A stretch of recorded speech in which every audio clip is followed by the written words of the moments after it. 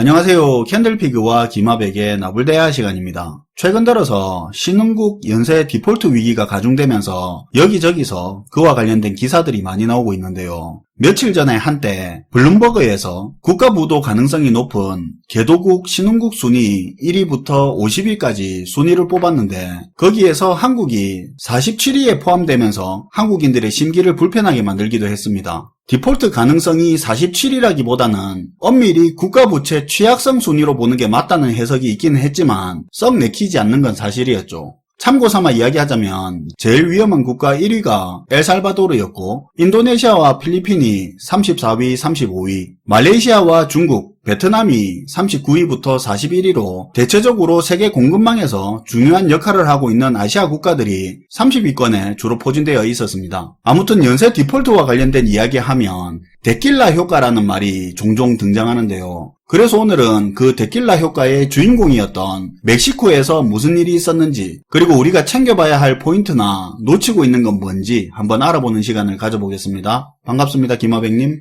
네, 안녕하세요.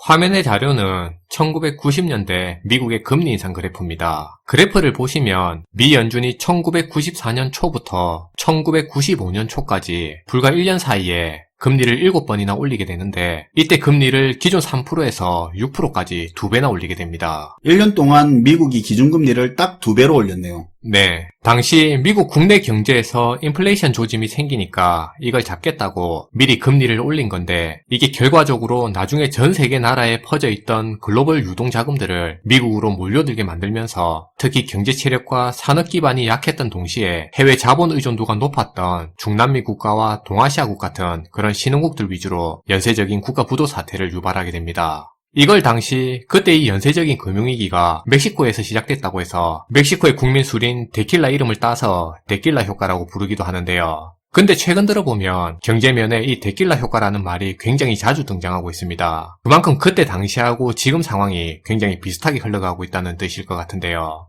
그래서 지금부터는 데킬라 효과의 시발점으로 알려진 당시 멕시코 경제 상황과 우리가 추가적으로 알아야 될 경제 상황에 대해서 한번 얘기해보는 시간을 가져보도록 하겠습니다. 그럼 이게 미국이 94년부터 기준금리를 올린 딱 1년의 이야기네요. 네.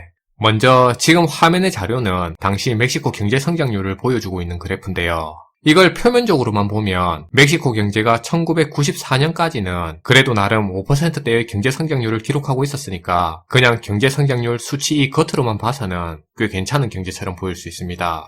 그리고 당시 멕시코 중앙은행이 가지고 있던 달러 외환 보유고 역시도 역대 최고치로 국내적으로 달러 부족 현상도 크게 걱정 없는 것처럼 보였어요.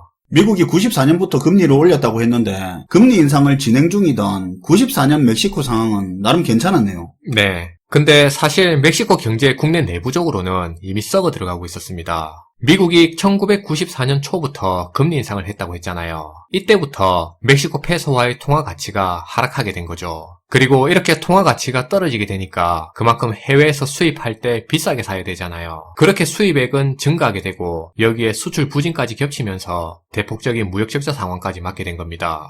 그럼 멕시코 페소와의 통화 가치가 떨어졌으니까 환율은 어떻게 됐을까요? 모를 거 있습니까? 당연히 환율은 올랐겠죠. 그쵸, 환율은 올랐겠죠. 그럼 빚은요? 외환 부채가 있었을 거잖아요. 아, 이게 질문에 의도가 있었네. 환율이 오르니까 가만히 있어도 부채가 늘어나는 것 같이 되네요. 어쨌든 달러 빚을 갚을 때는 달러로 갚아야 할 거 아닙니까? 네, 맞아요. 예를 들어 똑같은 100달러를 갚는다고 해도 환율 1000원일 때 100달러 갚는 거랑 환율 1300원일 때 100달러 갚는 건 부채 부담이 다르잖아요. 돈 더 빌린 것도 아닌데 외화부채 원리금 부담이 그냥 훅 늘어나 버리는 거잖아요. 네, 맞아요. 멕시코 입장에서는 그렇게 갑자기 대외 채무가 급격하게 늘어나게 된 거죠. 정부도 마찬가지지만 달러 빚 많이 쓴 기업들도 타격이 제법 있었겠네요. 네. 게다가 미국의 급격한 금리 인상으로 1년 만에 금리를 3%에서 6%까지 2배로 올리니까 이자 부담도 같이 늘어나게 되잖아요. 원리금 자체가 급증하게 된 겁니다.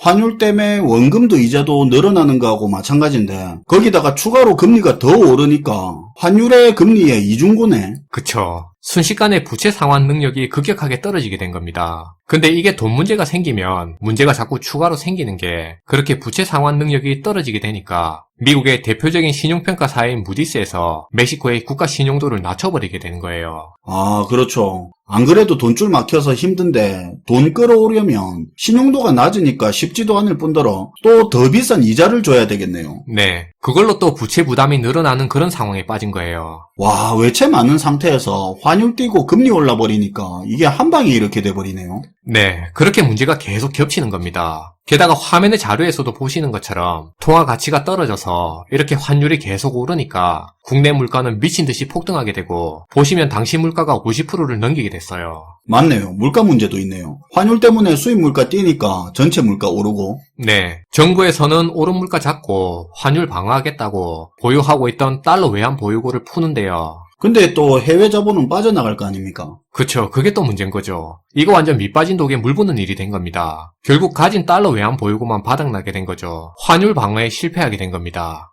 다시 화면에 당시 멕시코 경제 성장률을 보시면 그때 경제 추락 상황을 명확하게 확인할 수 있습니다. 이렇게 경제가 추락하니까 고용 상태 불안에 실업률까지 급증해서 민생 경제까지 완전히 파탄나게 된 거죠. 이게 1년 만에 일어난 일이라는 거죠. 직전에 외환 보유고도 괜찮니 뭐니 하더만은 순식간에 이렇게 됩니까?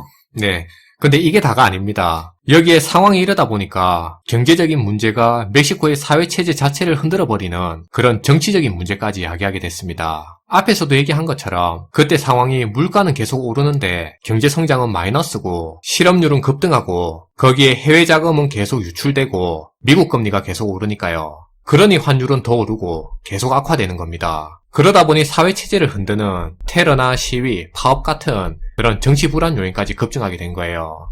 근데 여기서 더 큰 문제가 생깁니다. 1995년 당시에 멕시코에서 시작된 이 금융위기 때문에 글로벌 투기 자금들이 불안하게 된 겁니다. 멕시코만의 문제로 생각하지 않은 거예요. 비슷한 주변 나라들도 곧 멕시코처럼 될 거다 이렇게 생각한 거네요. 그쵸. 글로벌 투기 자금들이 신흥국 경제를 불신하게 되면서 전반적인 신흥국에 대한 투자를 회피해서 돈을 빼내가게 된 겁니다. 그리고 사실 미국이 금리를 2배나 올린 상황이었기 때문에 어차피 더 안전한 나라 미국에서 수익을 2배나 올릴 수 있으니까 그런 이유도 있었고요. 그래서 이렇게 멕시코에서 시작된 금융위기로 글로벌 투기 자금들이 신흥국 투자를 회피해서 돈을 빼내가게 되면서 주변 남미 국가인 아르헨티나, 브라질, 칠레, 그리고 이게 나중에는 동아시아 금융위기로까지 번져가면서 우리가 잘 아는 IMF 외환위기도 같이 터지게 된 겁니다. 근데 이렇게 압축해서 들으니까 뭔가 굉장히 급박하게 흘러가는 느낌이 드네요. 근데 사실 오늘 이 내용을 다룬 이유가 또 있습니다. 우리가 여기서 단순히 멕시코 경제위기라는 흥미로운 경제사 정도로 끝내면 안 되고요. 2가지 포인트 정도는 얻어가야 의미가 있을 것 같아요. 여기서 연쇄 디폴트 사태가 왜 생기는지 그 부분을 이해할 필요가 있을 것 같은데요. 예를 들어 제가 만약에 항공업을 좋게 봐서 한국항공, 우리항공, 국민항공 이런 여러 군데에 돈을 빌려주거나 투자를 했다고 칠게요. 근데 갑자기 우리항공에서 제 돈을 못 갚겠다고 디폴트 위기가 생기는 거죠. 그럼 제가 봤을 때 옆에 다른 회사인 한국항공, 국민항공은 어떻게 볼까요? 우리 항공만 문제지 옆에 다른 회사는 괜찮을 거라고 그렇게 생각할 수 있을까요? 안 그렇겠죠. 다른 회사들도 이렇지 않을까 불안하겠죠. 그쵸. 투자자 입장에서는 이렇게 생각할 수밖에 없죠. 항공사마다 규모나 크기 차이가 있겠지만 어차피 같은 업종이기 때문에 경영 환경 자체는 그 나물의 그 밥이라 불안할 수밖에 없을 겁니다. 그래서 기업이든 국가든 여기서 이미 어떤 문제가 발견된 상황이면 더 큰 문제가 터지기 전에 또는 남들이 회수에 들어가기 전에 제가 미리 조금이라도 먼저 투자한 돈을 회수하는 게 최선의 선택일 수 있죠.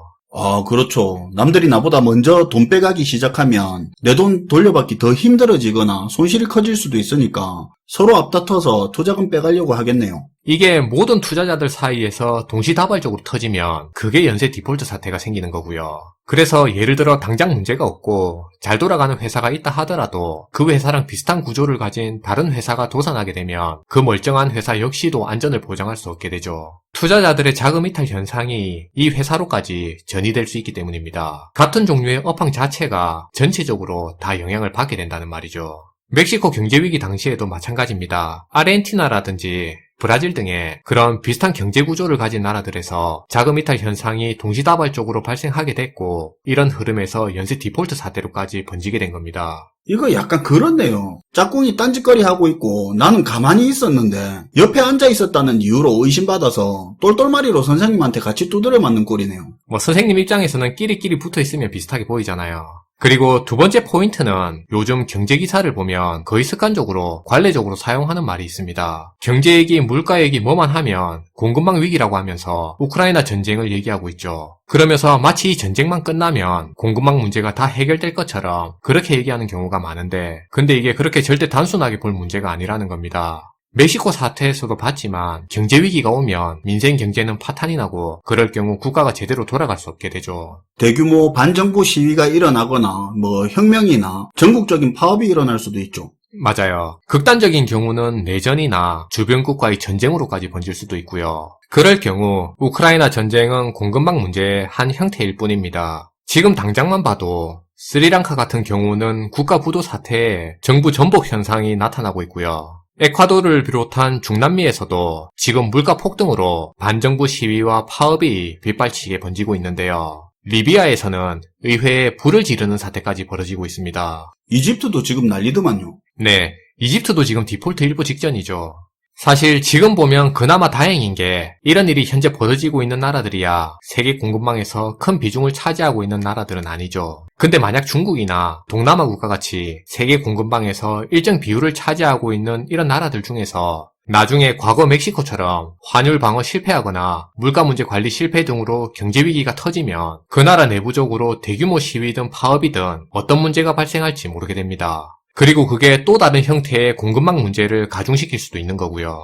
아까 보니까 세계 주요 생산기지 역할을 하는 아시아권 국가들 상당수가 국가 부도 위기 30위권에 포진되어 있긴 했었죠. 네, 예를 들어 이렇게 생각하면 쉬울 거예요. 우리가 메이드 인 어디 해서 쉽게 보는 나라들 있잖아요. 공산품 수출 많은 그런 신흥국이나 농산물 많이 수입하는 그런 나라 중에서 민생경제가 파탄나서 국가 비상사태가 생기면 그 자체로 또 공급망 위기가 발생할 수 있는 겁니다. 그럼 수출 주도 국가 전반적으로 앞에서 말한 연쇄 디폴트 위기가 퍼지면서 전방위적인 자금 이탈 사태가 이어지고 그렇게 또 충격이 커지게 되는 거고요. 그렇게 계속 악순환이 반복되면서 위기는 여러 국가로 번지게 되는 거죠. 실제로 과거에 우리가 겪은 IMF 외환위기 역시도 이런 메커니즘으로 겪은 겁니다. 작년 7월에 UN 무역개발회의에서 한국을 개발도상국 지위에서 선진국으로 공식 지위를 변경한 사실이 있습니다. 근데 여기서 불편한 사실이 있는 게 시장은 여전히 우리나라를 신흥국 경제구조로 생각하고 있다는 겁니다. 물론 한국 경제를 흔히 말하는 다른 신흥국들하고 똑같은 수준의 그런 시장으로 평가하는 건 아니고요. 우리나라의 경제 체력이 다른 신흥국에 비해서 훨씬 강한 건 맞지만 그렇다고 신흥국의 연쇄 디폴트 사태가 현실화될 때 이걸 남의 나라 경제 위기로만 보고 강 건너 불구경하듯이 그렇게 볼 입장은 아니라는 점도 우리가 반드시 기억하면 좋을 것 같습니다. 네, 오늘도 잘 들었습니다, 김하백님. 네, 감사합니다. 연쇄 디폴트 우려가 남일처럼 들리고 크게 다가오지 않는 건 사실이지만 분명히 과거에 겪었던 일입니다. 물가, 환율, 부채, 금리 문제가 복잡하게 엮여서 이러지도 저러지도 못하게 발목을 붙들고 있는 경제 상황인데요. 하나에만 불이 붙어도 걷잡을 수 없는 지경에 이를 수 있다는 점도 반드시 기억을 해야 할 것 같습니다. 시청해주셔서 감사하고요. 지금까지 나불대화 시간이었습니다.